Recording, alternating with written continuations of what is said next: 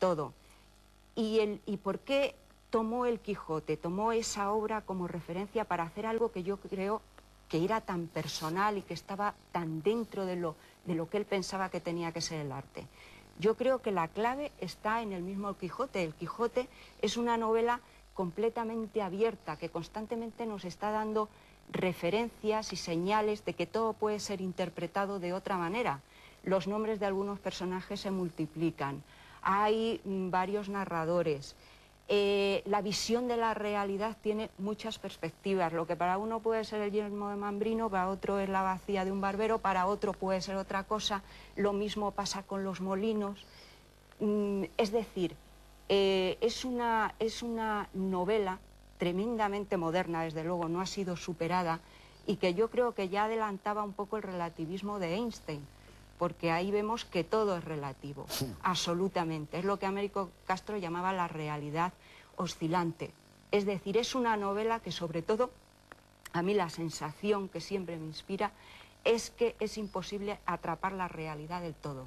Y yo creo que Orson Welles es también lo que transmite. La realidad no puede ser apresada de una vez y para siempre, y por eso para él, pues esto era siempre una obra en marcha. Y yo creo que si Cervantes levantara la cabeza y viese este intento de Orson Welles, le gustaría, porque está en esa idea suya, en esa manera de hacer siempre abierta y siempre muy variada y muy múltiple. Muy bien, muchas gracias. De nada. Juan Miguel Lame, buenas noches. Hola.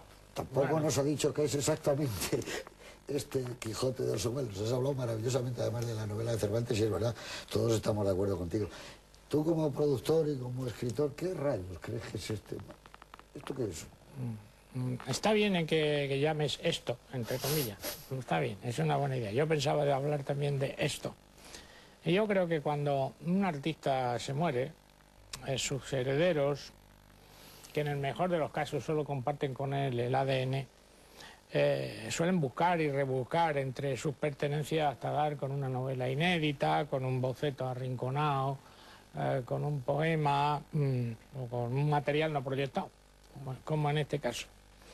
Y se podrían poner docenas de ejemplos, que seguro que Clara conoce muchos más, la novela póstuma, la pretendida novela póstuma de Hemingway, los imposibles diarios de Andy Warhol, en fin, esas cosas que publica la gente, o como diría Woody Allen, la lista de la lavandería. Bien. Y yo creo que confundiríamos al espectador, y lo vamos a confundir irremediablemente porque estamos acostumbrados, si inadvertidamente seguimos hablando de una película de Orson Welles. Estos son acertada y generosamente compró en su momento para evitar que la codicia o el coleccionismo terminasen dispersándolos.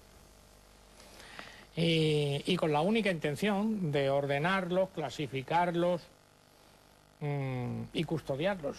Y como siempre he sido partidario de que el Estado no es esa cosa etérea, sino que el Estado son personas, que cuando te embargan, pues te embarga un tipo que tiene su nombre y su apellido, aunque parezca que te embargaba Hacienda. Bueno, pues esas personas, habría que mencionarlas, que tuvieron esa idea, que ya a mí me parece políticamente correcta, pues fueron el ministro Jordi Soletura, Enrique Balmaseda, que era director general, y hay que mencionar indudablemente al director de la Filmoteca, José María Prado. Hasta ahí, un acierto. Yo creo que el desacierto, el error político, fue permitir la comercialización privada de esos materiales. Porque en realidad esos materiales eran y son un bien público. Y además tolerar que una voz en off, que me parece recordar que era la de Fernando Rey, dijera: al final, esta película fue producida, escrita y dirigida por Orson Welles, lo cual es una falsedad. Porque esa película sería rodada por Orson Welles, pero nada más. Pero Clara plantea un tema que a mí me parece mucho más interesante que todo esto, que ya hablaremos de todas estas cosas, me imagino, durante el coloquio.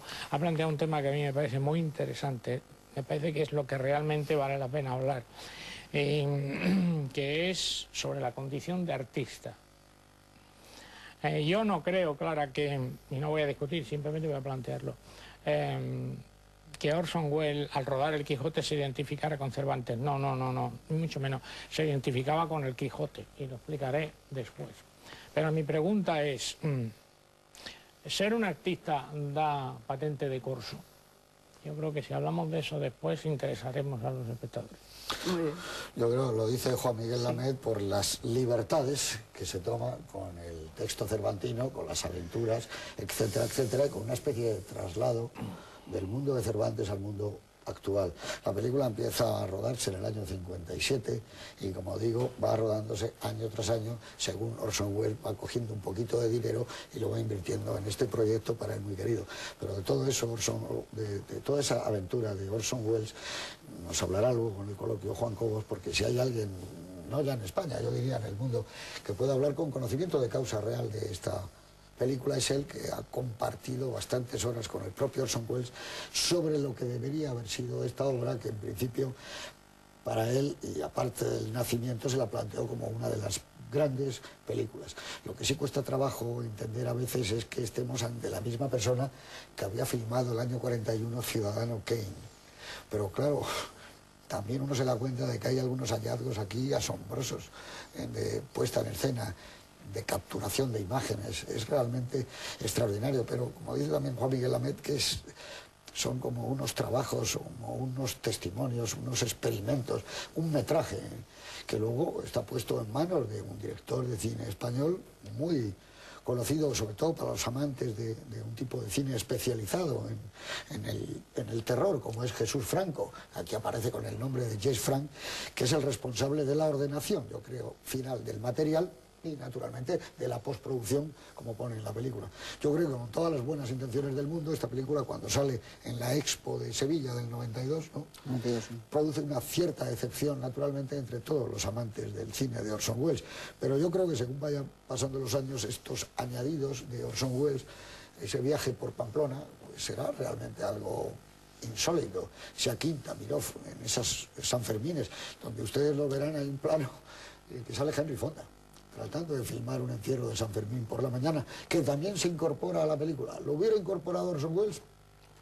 ¿Quién lo sabe?